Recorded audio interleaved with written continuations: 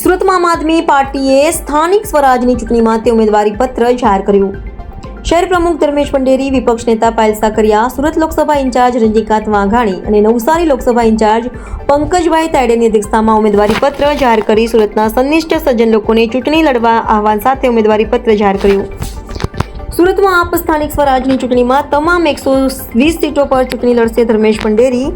જે યુવાનો ગુજરાતને ભાજપથી મુક્ત કરવા માંગે છે અને ગુજરાતના લોકોને સેવા કરવા માંગે છે તેવા લોકોને આપ મોકો આપશે ધર્મેશ પંડેરી. સામાજિક અને રાજકીય આગેવાનોને આપ ચૂંટણી લડવા આમંત્રણ આપે છે રજનીકાંત વાઘાણી. સુરતના અલગ અલગ સમાજમાંથી આવતા તમામ લોકોને આમ આદમી પાર્ટી ચૂંટણી લડવા માટે મોકો આપશે વિપક્ષ નેતા પાયલ સાકરિયા. ભાજપના 30 વર્ષના શાસન બાદ પણ લોકો પ્રાથમિક સુવિધાઓથી વંચિત. ભાજપની સામે એક મજબૂત વિકલ્પ બનીને આમ આદમી પાર્ટી ઉભરી. NN news Surat. હું ધર્મેશ ભંડેરી, આમ આદમી પાર્ટી સુરત શહેર પ્રમુખ. આજની આ પ્રેસ વાર્તામાં આમ આદમી પાર્ટીની વાતમાં આપ સૌ પત્રકાર મિત્રોનું હાર્દિક સ્વાગત છે.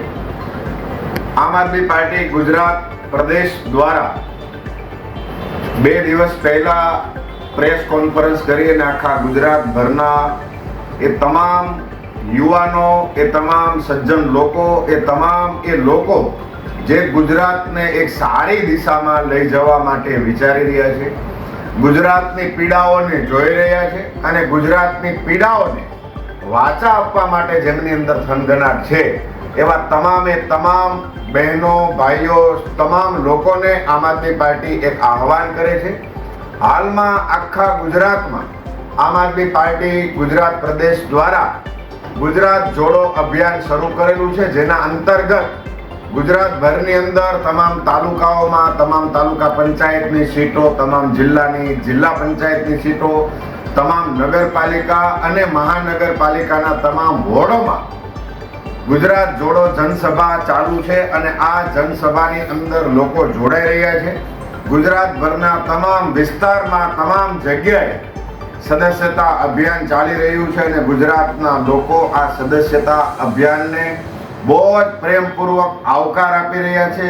સૌ લોકો ખૂબ જ ઉત્સાહિત થઈ અને આમ આદમી પાર્ટીના આ ગુજરાત જોડો અભિયાનને અને સદસ્યતા અભિયાનને પ્રેમપૂર્વક આવકારી અને પ્રોત્સાહન આપે છે. ત્યારે આમ આદમી પાર્ટી ગુજરાત પ્રદેશ દ્વારા આમ આદમી પાર્ટીના માનનીય સંયોજક માનનીય શ્રી અરવિંદ કેજરીવાલજીના દિશા નિર્દેશ અનુસાર ગુજરાતની આવનારી સ્થાનિક સ્વરાજની તમામ ચૂંટણીઓમાં તમામ સીટ ઉપર ઉમેદવારો ઊભા રાખી અને ગુજરાતને એક સાચી અને સારી દિશામાં લઈ જવા માટે, સારું અને સાચું જનપ્રતિનિધિત્વ આપવા માટે તૈયારી કરી લીધી છે.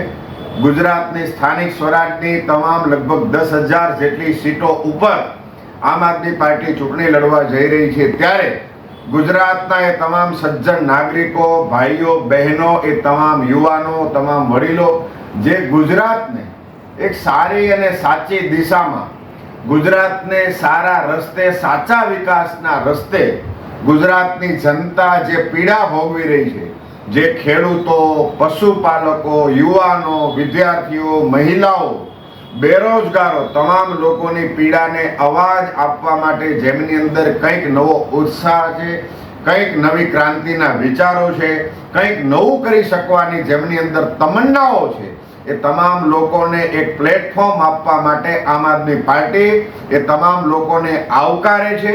એવા તમામ લોકોને આવકારી અને એક પ્લેટફોર્મ આપી અને કહી રહી છે કે આવો અને આપના વિસ્તારના પ્રશ્નોને વાચા આપો.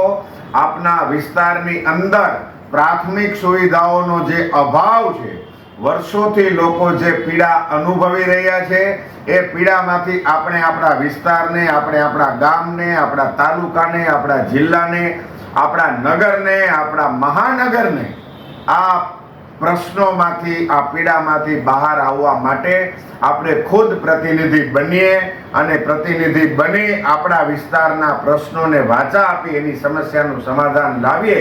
એના માટે ગુજરાતભરના લોકોને આમ આદમી પાર્ટી સાથે જોડાઈ પોતપોતાના વિસ્તારમાં ઉમેદવાર બની અને પોતાના વિસ્તારના જનપ્રતિનિધિ બની પોતાના વિસ્તારના કામ કરવા માટે આમ આદમી પાર્ટીએ તમામને આમંત્રણ ખુલ્લા દિલથી ખુલ્લા હૃદયથી આમ આદમી પાર્ટીના ખુલ્લા મંચ ઉપર આમંત્રણ આપે છે. એના માટે થઈ અને 2 દિવસ પહેલા આમ આદમી પાર્ટીએ આ સ્થાનિક સ્વરાજની ચૂંટણી લડવા માટે થઈને PDF દ્વારા પોતાનું ફોર્મ જાહેર જનતા માટે ફેસબુકના માધ્યમથી લોકો સુધી પહોંચાડ્યું છે, લોકો સુધી પહોંચી ગયું છે. આજે પણ અમે સુરત શહેરના તમામે તમામ વોર્ડમાં આમ આદમી પાર્ટી 120 ઉમેદવારો ઊભા રાખવાની છે. ખૂબ જ તાકાતથી સુરત શહેરના હિતમાં, સુરત મહાનગરપાલિકાના હિતમાં, સુરત શહેરની જનતાની અગવડતાઓ, એના પ્રશ્નો, એના વિસ્તારના પ્રશ્નોને વાચા આપવા માટે સારા લોકોને, નિષ્ઠાવાન લોકોને આમંત્રણ આપીએ છીએ કે આવો આપણે સૌ સાથે મળી આમ આદમી પાર્ટીમાંથી ઉમેદવારી નોંધાવીએ. અને તમામ લોકો આમ આદમી પાર્ટી માટે આમંત્રિત છે. એવા તમામ લોકો જે ચૂંટણી લડવા માટે ઈચ્છા ધરાવે છે, એ કોઈ પણ સમાજના, કોઈ પણ વર્ગના, અમીર ગરીબીનો ભેદ રાખ્યા વગર આમ આદમી પાર્ટી તમામને ખુલ્લા હૃદયે આમંત્રણ આપે છે. આ ફોર્મ અમે આજે બહાર પાડીએ છીએ.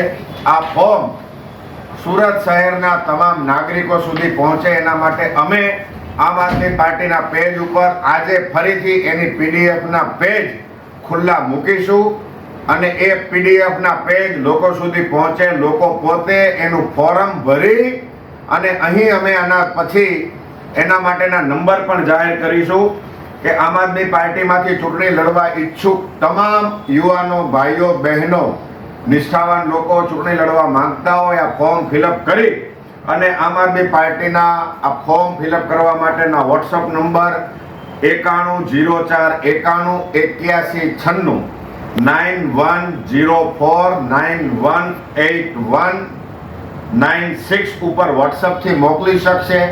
આ ફોર્મ ભરીને આમ આદમી પાર્ટીના ઈમેલ એડ્રેસ આપ gujaratcandidate@gmail.com આપ gujaratcandidate@gmail.com ઉપર મોકલી શકશે અથવા આમ આદમી પાર્ટી સુરત શહેરના કતારગામ સ્થિત કાર્યાલય અથવા કિરણ ચોક સ્થિત કાર્યાલય ઉપર પણ મોકલી શકશે.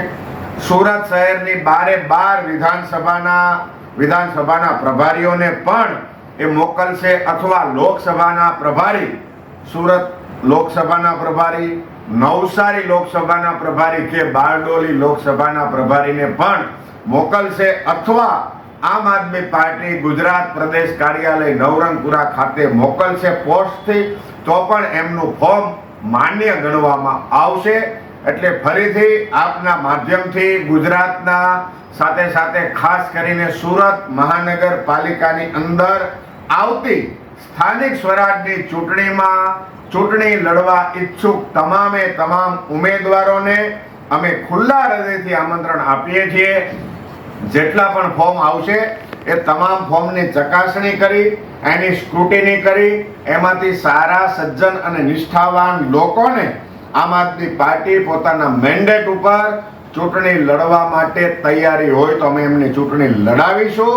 આમ આદમી પાર્ટી એમને ખુલ્લા હૃદયથી આમંત્રણ આપે છે. આપ સૌ સુરત શહેરના નાગરિકોને, ભાઈઓ બહેનોને આમ આદમી પાર્ટી તરફથી આમંત્રણ.